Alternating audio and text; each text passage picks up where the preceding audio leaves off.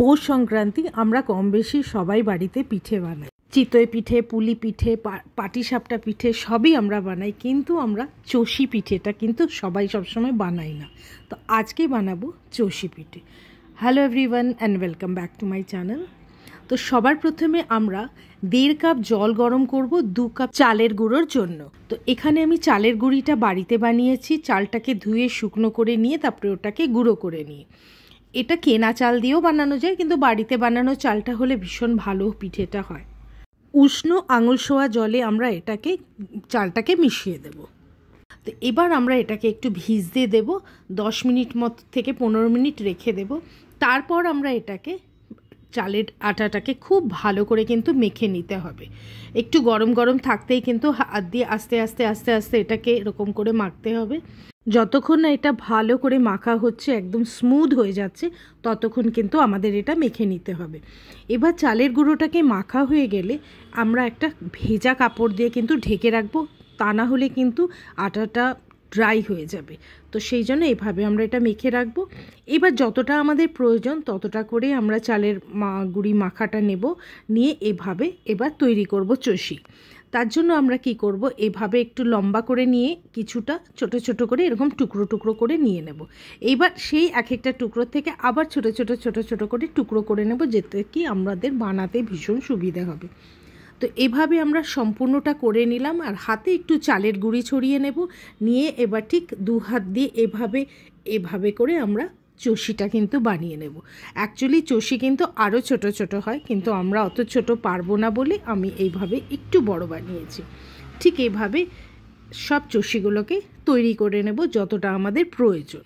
তো এইভাবে আমাদের চষি তৈরি হয়ে গেছে। এবার তৈরি হয়ে গেলে কিন্তু এর ওপরে একটু চালের গুঁড়ি ছড়িয়ে রাখবো, তা নাহলে কিন্তু একটার গায়ে একটা লেগে যেতে পারে। এবার আমি দুধ নেব। দুধ এখানে আমি নিয়েছি 750 ml। এবার দুধটাকে ভালো করে ফুটতে দেব। যখন দুধটা ফুটে যাবে তখন আমি এর মধ্যে কিন্তু দিয়ে দেব গুড়। এখানে আমি পাটালি গুড় ব্যবহার করেছি, কিন্তু সবসময় পাটালি গুড় কিন্তু এভাবে দুধে দিলে দুধটা অনেক সময় জমে যায়। সেটা কিন্তু আগে একটু দেখে নিতে হবে, অল্প দুধের মধ্যে দিয়ে ফুটিয়ে, যে দুধটা যেন কেটে না যায়। আমি পাটালি গুড়টাকে একটুখানি গ্রেটারে ঘষে নিয়েছি যাতে ওটা ইজিলি মিক্স হয়ে যায়। আর এটা কিন্তু আমি 750 ml দুধে 1/2 কাপের থেকে একটু কম পাটালি গ্রেট করা আমি এর মধ্যে অ্যাড করেছি। এবার ভালো করে আমরা গুড়ের সাথে দুধটাকে মিক্স করব, দিয়ে দুধটাকে আবার একটুখানি ফুটতে দেব। যখন খুব ভালো করে গুড় আর দুধ একসাথে মিক্স হয়ে যাবে আর ফুটে যাবে, তখন কিন্তু আমরা চষিগুলোকে দিয়ে দেব। কারণ চষিটাও কিন্তু দুধের সাথে গুড়ের সাথে কিছুক্ষণ ফুটবে, এটাকে সেদ্ধ করতে হবে আমাদের ভালো করে। তো এবার আমরা একসাথে এগুলোকে সেদ্ধ করে নেব। যতক্ষণ না এটা সেদ্ধ হচ্ছে আমরা এটাকে দুধের সাথে ফোটাবো। তো আমাদের কিন্তু একটুখানি মাঝে মাঝে এটাকে নেড়ে দিতে হবে, যাতে হালকা করে, যাতে চষিগুলো ভেঙে না যায়। এভাবে খুব সুন্দর চষিগুলো কিন্তু একটাও কিচ্ছু ভাঙেনি, সব চষিগুলো গোটা রয়েছে। এবার এর মধ্যে দিয়ে দেব 1 চুটকি নুন।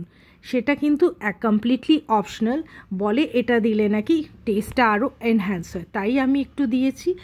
এবার কিন্তু দুধটা একদম ঘন হয়ে এসেছে আর চষিটাও অলমোস্ট হয়ে এসেছে। তো এবার আমরা একটু চেক করে নেব, চষিটা যদি সেদ্ধ হয়ে গিয়ে থাকে আমরা গ্যাস ফ্লেমটাকে অফ করে দেব। দিয়ে এবার আমরা এটাকে নামিয়ে রেখে দেব। কিছুক্ষণ বাদে কিন্তু এটা একদম ঘন হয়ে যাবে, তাই আমাদেরকে কিন্তু কনসিস্টেন্সিটা একটু পাতলা রাখতে হবে।